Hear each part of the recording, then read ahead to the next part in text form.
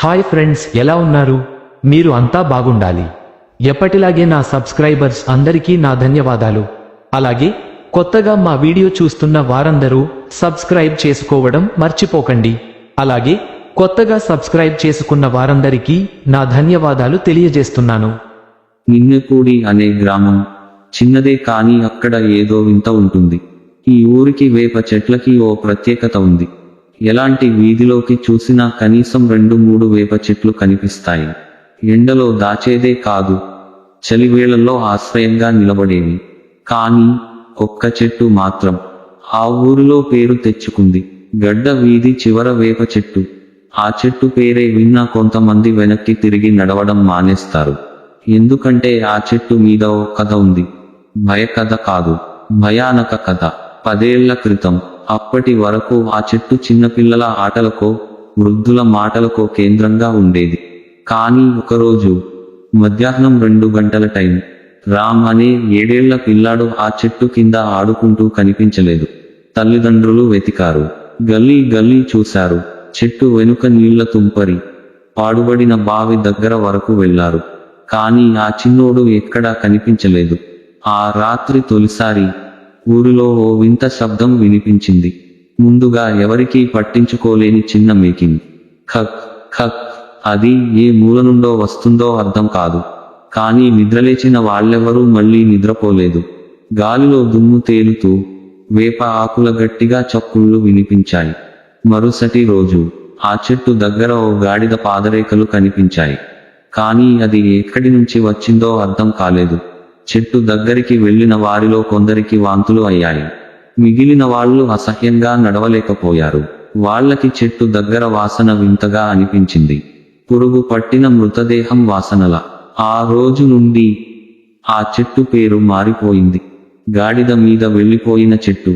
ఇదంతా వినేటప్పుడు సుబ్బయ్య అనే మెకానిక్ కుర్రాడు ఆ చెట్టు దగ్గర సిగరెట్ తాగుతూ గబగబ మాట్లాడుతున్నాడు.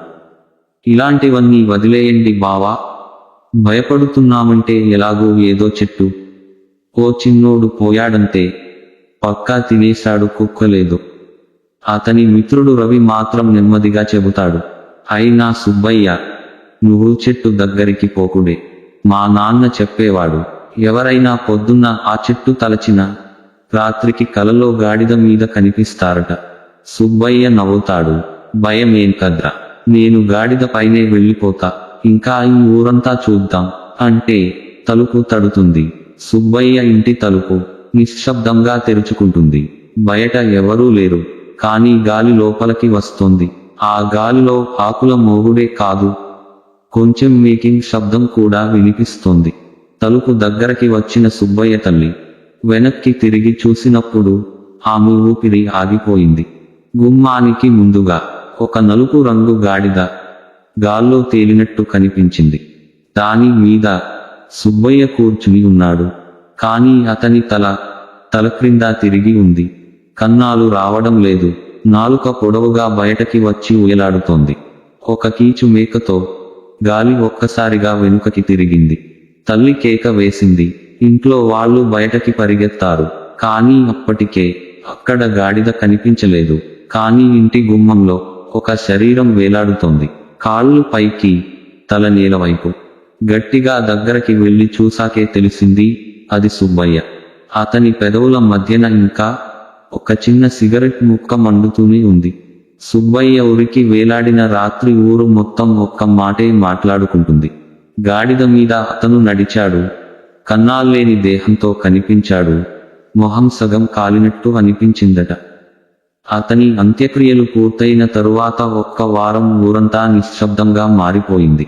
రాత్రిళ్ళు బయటకి రావాలంటే గోడల వెనక చీకట్లో ఎవరో మామూలుగా లేని శ్వాసలు తీసుకుంటున్నట్టు అనిపించేది.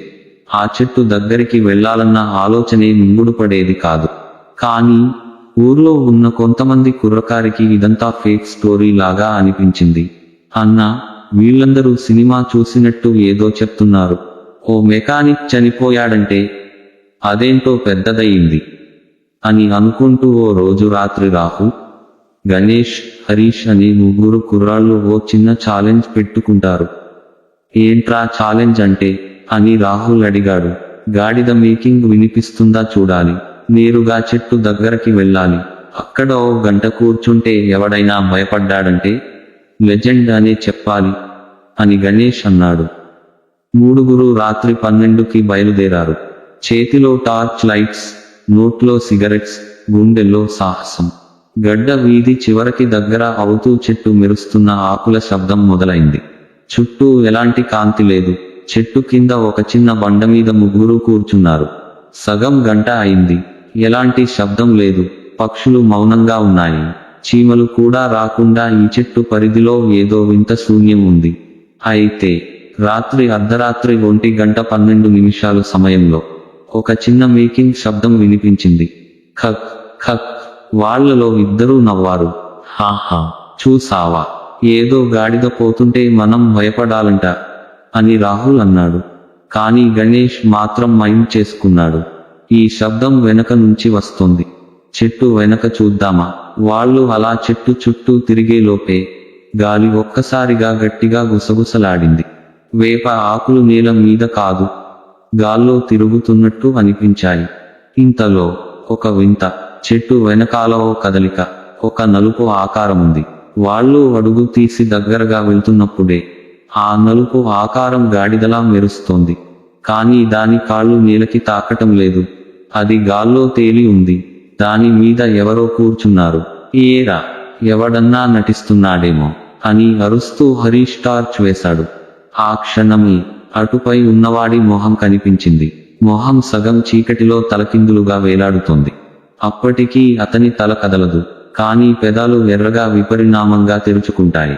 ఒక పొడవాటి నాలుక బయటకి వచ్చి ఉయలాడుతుంది. ఆ మొహం నిశ్చయంగా తల మొదలు నుంచి చీలిపోయినట్టు ఉంది. ఒక వైపు చర్మం ఉండగా ఇంకో వైపు ఎముకలు బయటకి కనిపిస్తున్నాయి. గణేష్ ఇక మౌనంగా నిలబడలేక పరుగు తీస్తాడు. రాహుల్ టార్చ్ విసిరేసి కేకలేస్తాడు. అన్నీ అటు ముగిసాక హరీష్ ఒక్కడే అక్కడ మిగిలిపోతాడు. మిగిలిన వాళ్ళు బయటకి పరిగెత్తారు. తిరిగి వచ్చేసరికి చెట్టు దగ్గర హరీష్ లేడు. కానీ అక్కడ ఒక సిగరెట్ ముక్క ఇంకా మండుతూనే ఉంది. పక్కన చిన్న గాడిద పాదరేఖలతో పాటు ఓ చెక్కపెట్టె కనిపించింది. దాని మీద రక్తంతో రాసినట్టు 3 పదాలు. నువ్వు తదుపరి. ఊరిలో తెల్లవారే సమయం. రాహుల్, గణేష్ ఆ ఇద్దరూ చెట్టు దగ్గర నుండి పరుగు తీసి రాత్రంతా వణుకుతూ గడిపారు. కానీ హరీష్ మాత్రం ఎక్కడా కనిపించలేదు. పోలీసులకు చెబుదాంరా అని రాహుల్ బతిమాలుతున్నాడు.